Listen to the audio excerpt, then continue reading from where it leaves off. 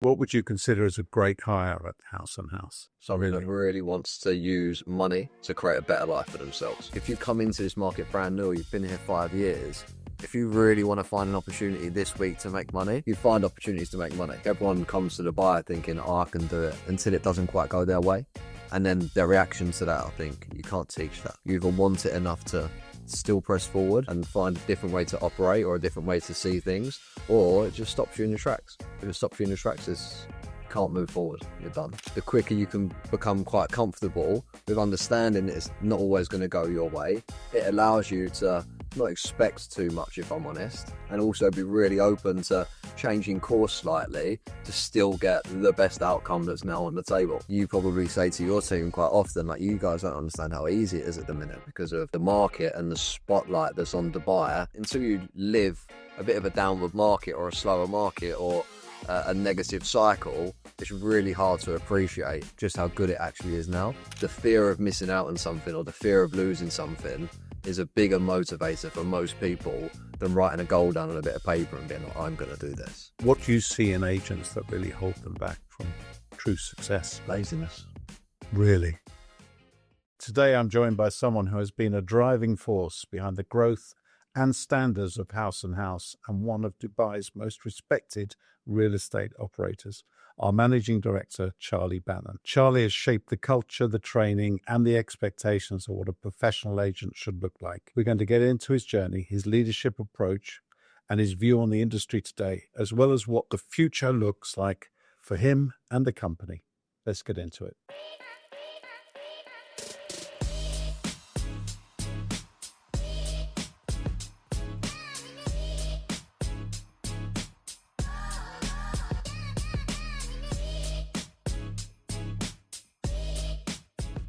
Charlie Bannan, welcome.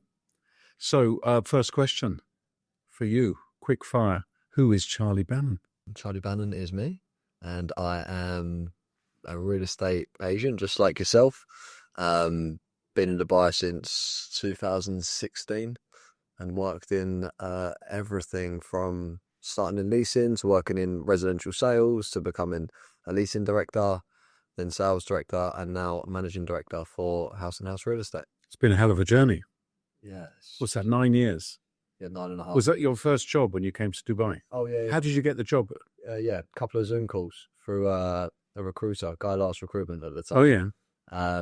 Had a phone call with Guy, got put straight into a Zoom with either Luke or James. And then the next one was with the other person, Luke or James.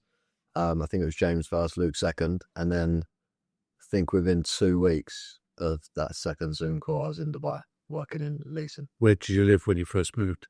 Sports City. Really? Which building? Orist. Oh, I don't know that. Fakhruddin Hotel. Oh, yes. Yeah, I know that ones. Yeah. Yeah, studio. I used to have an office next door to that. What, in Sports City? Yeah. It was, I don't know what it looks like now, if I'm honest, but it was derelict at the time. Oh, it was, yeah. There was a building right behind Fakhruddin that they were constantly working on, but there was about 6 people building the building, and it took forever. I remember the first time I got there, I could see a shop, and I was like, I walked to the shops. There was no way of walking to the shop. It was over a bridge, under a like a barricade thing, and trying to get to the shop. It's probably still like that, isn't it? Sports City. I haven't been there for that long.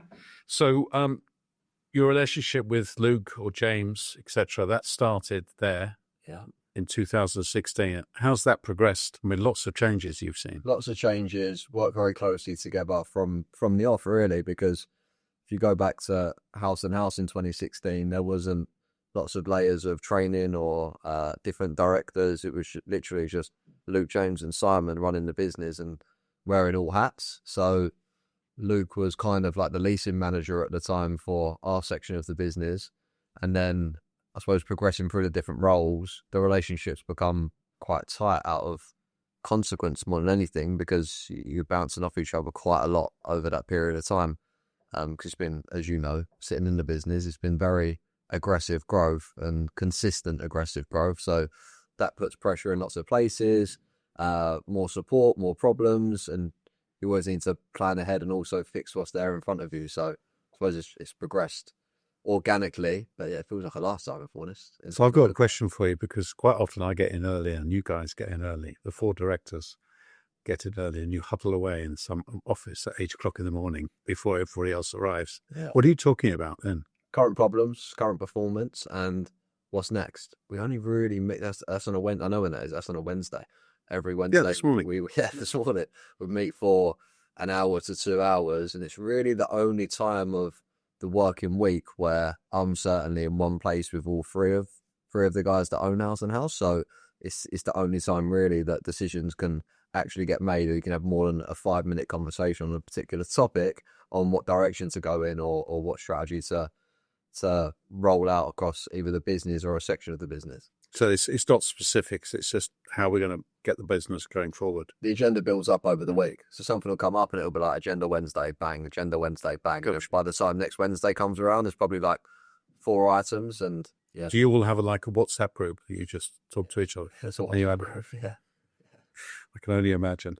So in that time, what can you give me some sort of standout moment that you can remember in your 9 years of that relationship with those three? Sorry. I think it's all small moments just built up over the years. I wouldn't say anything like stands out as like one particular moment. Obviously, they're three very different characters, and I think it's lots of small moments. And normally in times of when things either haven't gone to plan or something's like a complete curveball that no one was really expecting, I think it's in those moments that you really get to understand people. And obviously, there's been a few of those over the years. So I think in those moments, that's what builds the picture up in my head of my relationship with all three of them as a collective and individually.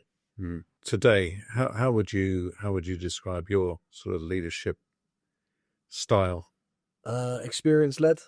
I think that where I've been working in sales from the age of 15, 16 through to 28 in Dubai, that's a lot of retail experience, a lot of banking experience, investment experience, real estate sales experience until I was around 28, and then working from like a leadership and director position from there until now at 35. Most of the situations that people find themselves in, or most of the things that I'm involved with trying to build a process or a system or get a person, a lot of my opinion or answers are formed from having done a lot of it myself or been in similar situations or helped people through similar situations. So I think that the value that I can bring to anyone is that I can really like resonate with whatever the situation is, empathize, understand. And I've normally got a good idea or two around how to navigate and get through it. So I'd say experience led is probably the best way to describe it if we had to. True. I mean, by definition, because I've been around a lot longer than you, I should have a greater experience. But when I have an issue at House and House, you're often the person I come to. I mean, a problem. Because I can tell you about a problem and I think it's a really bad problem. And within 2 minutes, you basically created this very small thing. You know, you reduced it down to, well, this is all you've got to do. And it's the end of it. So don't worry about it. I think a lot of people say that to me. And a lot of people say they do ask me because A, they get like a way to move forward, and B, they just feel better after the conversation. And again, I think everyone's problem is their biggest problem, right? Everyone's problem is their biggest problem. So when it's not your problem, it's quite easy to be quite blasé and be like, well, 1, 2, 3 will equal 4. So just do this, this, and this. And I think that's the power in just speaking to other people around whatever problems you've got. And then if you compound that with speaking to someone who actually knows or has got ways and ideas of how to make it better, it's instantly relieving for the person and useful for them to go away and tangibly do something about it. Not necessarily completely fix it, but you get a sense of control when you have some logic or understanding of things you can do next. What do you do when you get it wrong? Pivot. It's just, I think you've worked in this market for a very long time, and it doesn't always go to plan, right? It could be, in your world, the developer, the client. In my world, it could be exactly the same things, but it's normally down to a person or people or relationship maybe, and it's not always going to go your way. And I think the quicker you can become quite comfortable with understanding that it's not always going to go your way, it allows you to not expect too much, if I'm honest, and also be really open to changing course slightly to still get the best outcome that's now on the table. There was something you said to me a while ago, when I was talking to you about the values that we have at House and House. And you said there's more than just values. Do you remember what that was? No. It was something to do with the culture. There was someone you'd read or you'd seen a video about where it isn't something, it's not all about values, it's about other things that go on in a company. Do you remember that? I don't remember it specifically, but I can probably think what I was speaking to. And I think that the word culture, I thought it was like one of these buzzwords that people just fly around, and I actually couldn't stand the word probably until around 2 years ago, when it just kept coming up as the company got bigger. If I'm honest, it was like, well, how do we keep the culture? The culture's gone. And I think you'd only hear a few people explain what culture is in a way that makes sense, well, at least in my head as well. And the values are the values, and that's fine. And if everyone knows the values off by heart, that doesn't necessarily create a good culture. I think it's more what people do when no one's looking, or how people inside a business treat each other will essentially determine what the culture is. And if everyone is up for helping each other, being useful, and just getting it done, or being smart enough to get out of the way so that other people can get it done, I think that's what creates a good culture, because it creates a machine that is looking for success and not necessarily looking just to tick boxes. So I don't necessarily like the word culture, but I understand that when you get culture right, it is just either a small group of people or a large group of people all walking towards the same thing, and they will help each other get there. So could you describe in a sentence or in a few words the culture at House and House? If you're not able to get it done, you have to be at least trying really hard to get it done, or learning how to get it done, or you're going to feel out of place. And I think that's what makes it a great place to be. Fair enough. I once worked in a company, and my CEO told me that if you don't make mistakes, you're not doing the job correctly. Do you agree with that? Well, completely. Yeah. I think doing something wrong the first time and it not going your way isn't really a mistake. It's probably more of a lesson. I think repeating the same things over and over again and getting bad outcomes is probably where you'd say that's a mistake. But I think that the people that are the best at what they do are probably just people that done it quite badly or made lots of mistakes over a prolonged period of time. So they know what to avoid. If you're qualifying a buyer this afternoon, you'll do it in a much slicker way, in a much quicker way than someone who's been doing this job for 20 minutes. And it's not because you've really thought about it. It's just gut instinct and subconscious. You now know the information that you need, and you also know how a client's likely to maneuver, so you can get ahead of it and ask the right questions. So you can always offer them the right advice or the right options, and it forms over time. That is one of your strengths, though, where you can pretty much analyze the situation quite quickly, and you've always got a good answer for it. Do you not think? It's hard for me to see it, but a lot of people do say that. And again, that doesn't come from anything than just being exposed to a lot of situations personally, and in a lot of situations professionally, to help other people. Yes, I understand. So, talking about coming to work at House and House, what would you consider as a great hire at House and House? From an agent perspective, someone who wants to change their life.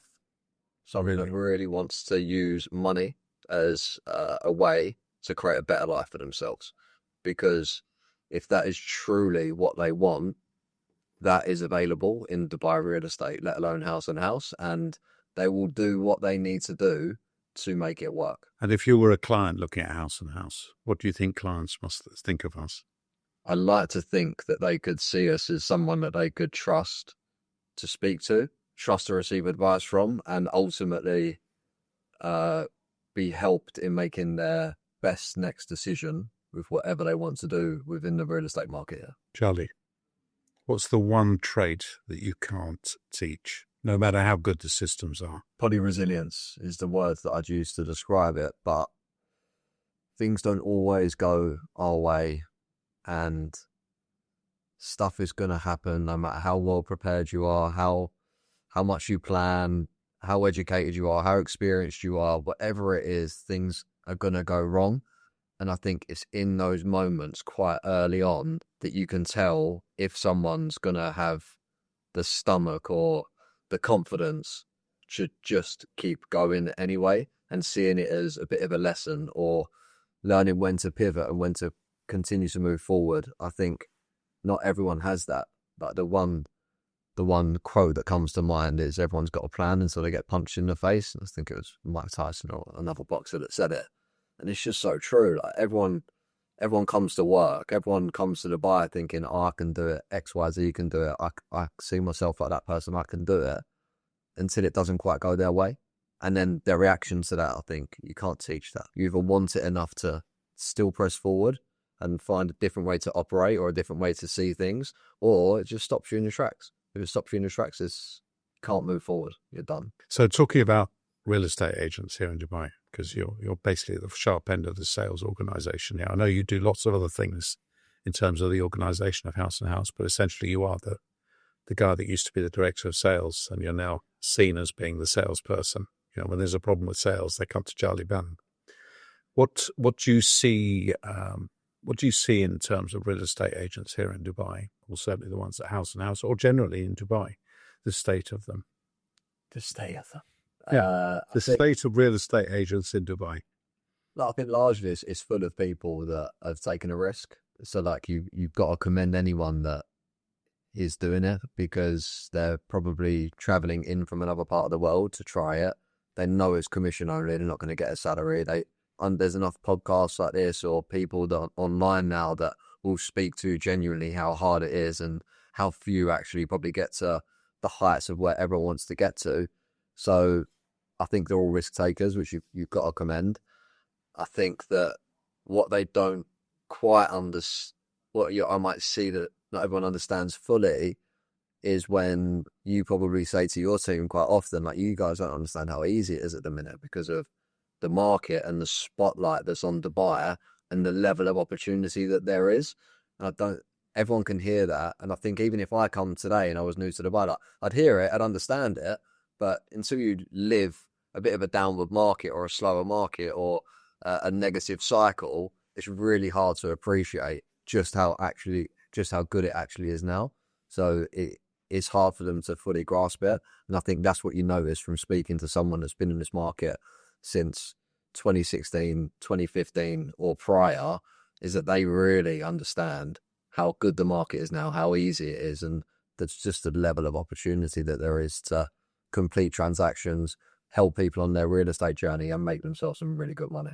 How do we get people to understand how good it is? Those young guys that are arriving from the UK and leasing, etc., and they're looking to make their way in Dubai. A message to them would be, don't set your barriers too low, because whatever you're doing, there's probably more that you can achieve when it comes to another transaction or higher income in some way. So don't rest on your laurels and think, oh yeah, I've had a good month, or I've had a good quarter, or I've had a good year, because you know, like me, that there's always someone doing a little bit more and a little bit more, doing more transactions. So never only rest when you're resting, but if you're at work or you're in a working week, just continue to press the gas, because there'll be another opportunity if you're tenacious enough to go out and keep looking for them. So we may be repeating ourselves, but what do you see in agents that really hold them back from true success in this market? Laziness. Really?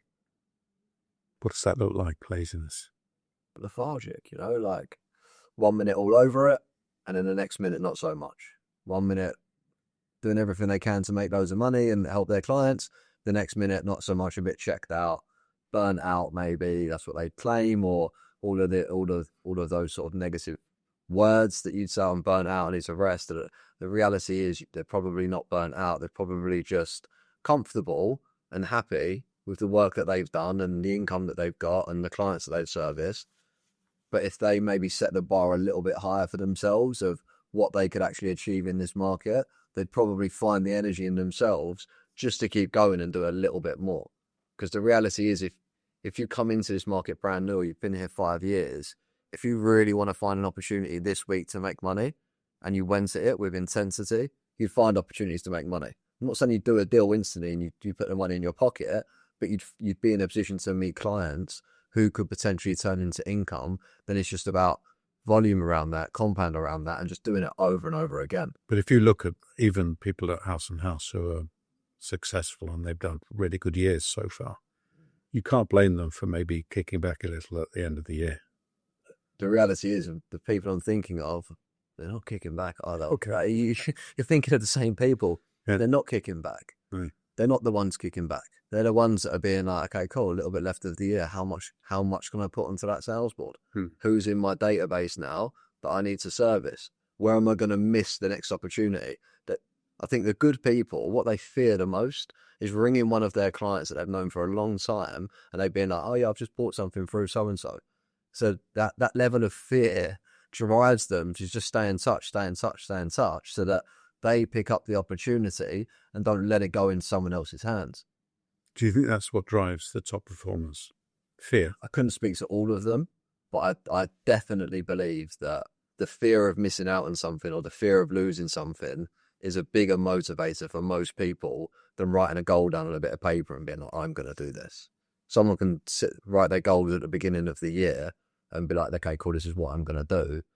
But the reality is, if someone was going to take their house away from them or empty their bank account or put them in a really negative situation, that level of fear that could happen to them will push them forward to do better.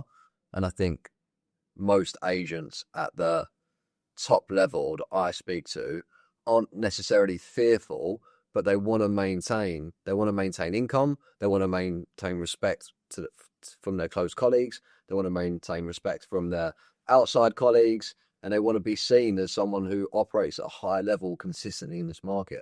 And I think that pushes them to go a little bit further. What's the one thing about this industry that you think is not discussed enough? Probably the level of responsibility that sales agents have in particular and off-plan agents have in someone making a decision around when they're going to invest their money. Can I add developers to that as well? Yeah. I think because they are salespeople and they are building something, I think the responsibility lies with them as well, just as much as it does with an agent or a leasing agent. Would you not think? They have to deliver what they say they're going to deliver. We can only control so much, right? And I know that you guys in the off-plan team, yourself and Paul and Simon, like, you really try to vet the developers that we're working with as closely as possible to ensure that people are getting the right advice. But I think that's probably what goes missing the most, that people trying to do a deal, earn commission, as opposed to think, well, if I met Mr. and Mrs. Smith in 10 years' time, are they going to shake my hand and say, thank you so much? Or are they going to be like, there's that guy, I can't believe we listened to him. Let's just ignore him and walk in the other direction. Because I think if everyone saw it with a long-term picture, they'd still make the same commission. They'd still make it in the here and now, and then they'd make more commission in the future. Respectfully, it's probably why you still work in the market, right? Because you've got so many clients that you've dealt with over the years that still want to do business with you. So if it wasn't coming back, then why would you bother, right? Like, you've got all this repeat business that you probably just can't turn down.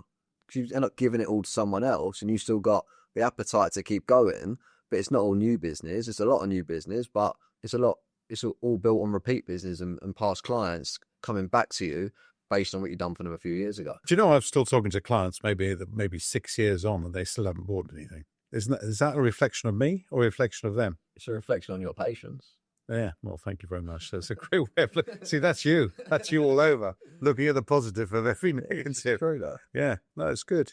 It's good. It's But again, you just worked in sales long enough to know that even if they don't buy, their mate might buy. Well, also, talking to them, I'm learning something every time. Yeah. That's the thing. I think people forget that in our business, that even when you lose a deal, you've got to learn something from it. In fact, there's probably where you learn more from losing rather than gaining when you win a deal. Yeah, doing a deal is, you'll know yourself, is good for around 10 minutes and it's on to the next. But if you lost a deal and it was genuinely something within your control that you've done wrong, it'll keep you up at night. There's no deal that I've lost that I couldn't have done something differently. It's a great way to look at it. But it's true. It's absolutely true. Full responsibility. Do you not think? There's always, I mean, the 2% possibly, or 5% of those deals, it was nothing in my control. I did everything possible. And to I get think, that deal across the line. yeah, and I think if you look back even more closely, most of the problems that I see arising, or the things that don't happen that should have happened, or even complaints or internal complaints, external complaints, whatever it is, it all leads back to communication every single time. People are afraid to question people, aren't they? You form a certain level of confidence on how to ask questions over years in the roles, because you understand in yourself that you're asking the questions to be the most helpful agent you can be for them.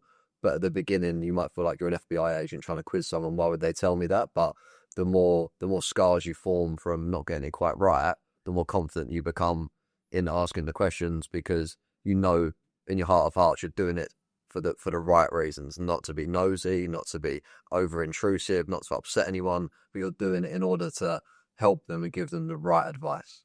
The thing that drives me mad, actually, when I look at my team and something of the thing, it's quite often that they will say, I can't say that because he's going to say this. And they say, well, you haven't tried. Do you know what I mean? Yeah. It's that they're assuming that's what the client's going to say. That's what the client wants. Most communication between a sales agent and a client should be very similar to this, like quite easy, quite relaxed. If you don't understand, so I don't understand that, and here's what I'm thinking. Why are you thinking that? It's being able to explain through the confusion how you might feel about the client. You don't quite get what they want or why they want that, trying to dig deep on that to understand where it comes from, and then offering a different perspective, or understanding where they're coming from and then agreeing with them. But I get it now. That makes sense. Let's do that. Do you have to step in some of those situations when there's been some miscommunication? Everything sort of filters through in time and over the years, and certainly between colleagues having a dispute, it's always about how they communicate with each other. They didn't tell me this, or they didn't tell me that, or they told me too late, or it didn't make sense to me, and now I'm confused or in a negative situation. And also with any clients that have given feedback over the years, it is always down to communication, not setting expectations. What belief do you have about real estate that most people disagree with? Maybe people outside of the market, and what they think about real estate agents and what we know not to be true, or you know not to be true. I think that most people that operate in this market, from all sorts of companies, like genuinely want to try and do the right thing by their client. Whereas I think most people think that they're just trying to do a deal, or they're just trying to earn some commission. I think that a lot of good people just don't have the right group of people around them on guiding them on what to offer. For example, you might be selling one particular development or a few developments that you really believe in from your experience in Dubai. And then you could potentially judge another agent or another agency for pushing a particular building or a particular project for ABC reason. But the person pushing it, the actual agent who's speaking to these clients, doesn't know any better. So I think they probably do want to do the right thing by their clients or by the people that they're connecting with, but they might just not know why it's a bad thing to do because they're not being led or educated in the right way. I think most people come here with the right intentions to do a good job for people and to make them good investments and make themselves good money on the back of it.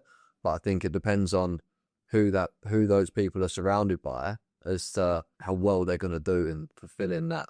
I'm going to meet this person in 10 years. Are they going to hug me or punch me? It's funny you should say that. I was outside a sandwich shop in Business Bay not so long ago, and this young Indian chap came up to me and said, "Oh, you're Stephen Leckie. I've seen you on Instagram or whatever." I said, "Yeah." And he was saying, "I want your advice." I said, "Okay." He said, "What do you think of a certain developer?" And I went, "Well, not great. Why do you ask?" And they said, "Well, that's what I'm selling." And I said, "Well, why are you selling that?" And he said, "Well, that's what my management have told me to do." He said, and I said, "Is that all you're doing? Is that all you're selling?" And I said, "Yes." And I said, "I can give you 5 or 10 other alternatives which are better." "Oh, okay, tell me." And I told him, and he got quite upset by it. He was upset for himself. You could see he was genuinely thinking, I thought I was doing the right thing. Yeah. But actually, that's just because that's all he knew. I think that's true. I think that's 100% true. I think most people want to do good, but they just need the right guidance or leadership. What do you think is the best? What's the skill, apart from resilience, What it was that skill that you need to survive long term here in Dubai real estate? Or was it just resilience, as you said? No, I think you can't teach resilience. I think the Right. skill to survive and keep going is the ability to learn and pivot, because it's never a straight line, ever. It feels like it's going to be a straight line. It's probably going to be the worst straight line you've ever seen. So I think the ability to pivot quite quickly and bounce back. There's a lot of rejection. There's a lot of things that happen that could be deemed as life-ending and tragic, and you could be down in the dumps for a long time. But the reality is that the quicker you just get back in the office and get back client-facing, the quicker you're going to bounce back into some positive patterns. So it's just the ability to pick yourself back up and just keep going. If you lose a deal, it'll probably affect you a minuscule amount of time than a new agent stepping into their office today and losing their first deal. It'll take them longer to bounce back. The reason you can bounce back so quickly is because you'll quickly analyze it, work out what you could have done differently to have a positive effect. So you've got an element of control there. And you also understand that there's another opportunity sitting in a database waiting. You just got to reach out. You just got to speak to them, pick up the phone. So when you're interviewing someone, is there something that someone says that you think you're going to fail? Interviews are, I find, the hardest part of any of my roles over the years, the second interview piece, because people come with an intention to get a job, which is right, because they're on a second interview. But the reality is, it's not a job that pays you for being really bad at it. Like, you need to be able to perform to be able to get paid. So the thing that puts me off anyone when I'm speaking to them on the second interview is if they can't just like really lower their guard and be themselves. And I've tried to create that space, and I'd say, like, Stephen, like, just respectfully, when you come here, you're not going to get paid a penny unless you do a deal. So drop your guard. Let's have a really normal chat. Talk to me as if you were in the office, because that's how you will speak to me, and I'll do the same to you. What questions have you got? What do you need to know about this? And if you say I've got no questions, I know what I'm doing, I've done my research, I'd just be concerned that you might not have all the information that you need to make an informed decision. So I'd much rather you just bounce them off me quickly now, just to double check it all, to give you the confidence that you're making the right decision, and me the confidence that you're not going to leave in 3 months and spend £10,000 on a really bad holiday sitting inside an office. So in this extremely competitive market, what is it that makes the 1% so successful? It's not that competitive. There's lots of people, there's lots of noise, but you're not necessarily competing with every client that you've got, right? Like, you've got their ear from maybe a unique voice, whether that be the social media, whether it be a referral or previous clients. But even if you met a new client today, the way you operate and the way you speak to them, and the way you'll try and help them, if they buy in with your way of working, you're not then going to be competing with lots and lots of agents, because the client will whittle it down quite quickly. I don't think there's lots of good competition. I think that there's lots of noise, and it's harder for a good client to find a good agent because they've got to go through some noise in the middle. I don't think it's competitive. I think it's just a slower pace to find and connect with the right people.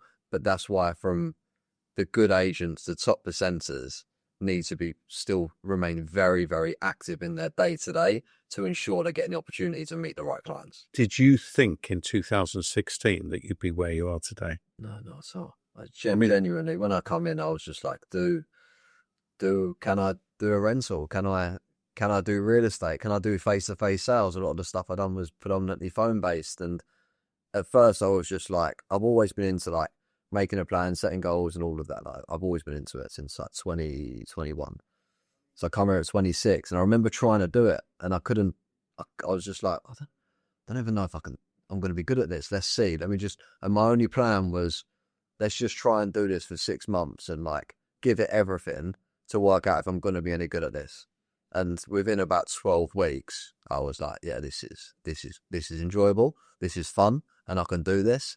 And then I just continue to roll that attitude on, I think. I look at what you've achieved over the last 16 years. I mean, I've only known you, for 7 of those years, probably.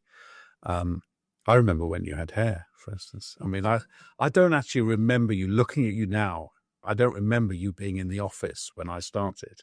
But isn't that strange? I remember first meeting you. Really?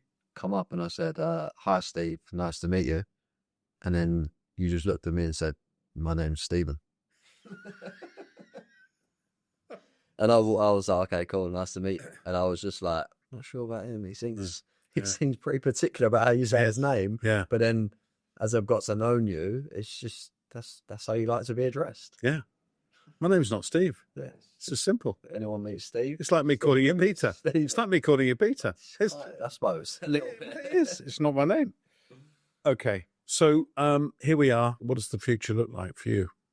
The house and house, your plans, etc. Continuation of the same. I think that the business feels like it's ever growing, which creates new opportunities for everyone who's still got their energy and the appetite to continue to try and build a really strong brand in what we do at House and House and Dubai Real Estate.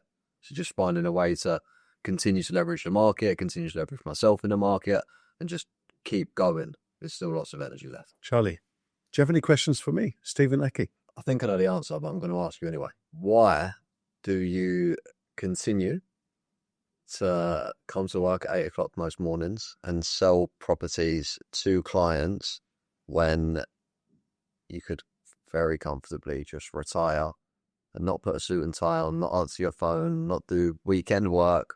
Why do you continue to do it? First of all, because I know that the market is not going to carry on the way it is. This is an amazing market, and I want to carry on being involved in it. And ask me that question if it's 2008 all over again, which I know it won't ever happen. But I think I love what I do. I love the company. I love working with the people I work with. I even like my clients. I get up every morning and I don't feel like I shouldn't go to work, but I don't want to go to work. I wish weekends were a bit longer these days. I'd like a 3 or 4 day weekend, to be frank, because I quite enjoy the weekends because I've stopped working over weekends. Well, I stopped seeing clients. I still work. I think about it sometimes, about walking away from House and House and then watching myself disappear off all the WhatsApp groups, you know. I don't ever want to see that. Isn't that weird? It's a weird thing, but yeah, just to think that, oh, they can't do without me, or they're gonna carry on without me. Are you sure? Do you know what I mean? I know I'm not a big piece of the action, but I just I feel like it's be walking away from family or something. Do you feel like that? I don't know. Yeah, I get the sentiment of what you're saying. Yeah, it makes sense. I probably haven't verbalized it properly, but yeah, I think that's really how it is for me. I don't want to stop. So it's the environment you're in. It's the environment, it's the business, it's the country, it's the city, it's the lifestyle that I'm enjoying. However bad the day is, you still get a buzz out of it, no? Because it can spin so quickly. Exactly. And it does. You could have the worst morning and then the afternoon could be brilliant, and vice versa. Yeah, that's how it is. And yeah, so I think when you're in such an exciting city where so many things are happening, and we're in an industry which is just growing exponentially at the moment, and all these people who are all over the world are now looking at here. And I've been, 22 years now in Dubai. I've seen all the changes, and it just gets better and better here. It's as simple as that. And why would I want to leave that? What am I going to do? Have you put a time on it? No. I honestly haven't. You're thinking you're trying to get rid of me. Yeah. How are we going to tell him? Yeah.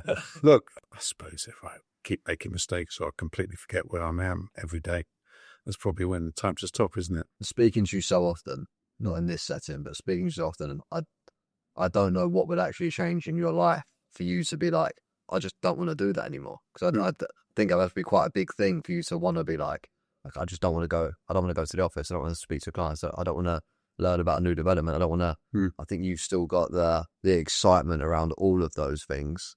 That I think something quite big would have to happen for you to be like, I'm not doing that anymore. It's true. Charlie Bannan, thank you very much. It's been an absolute pleasure having you here. And I look forward to the next one. Thanks for the invitation, Stephen. Yeah. Pleasure. All the very best. Thank you. A huge thanks to Charlie for his insight and honesty. His perspective on leadership, culture, and the realities of Dubai real estate is something you don't often hear directly from the top. If you enjoyed this conversation, make sure to subscribe for more episodes with the people shaping the property market here in Dubai. Thanks for watching, and I'll see you in the next one.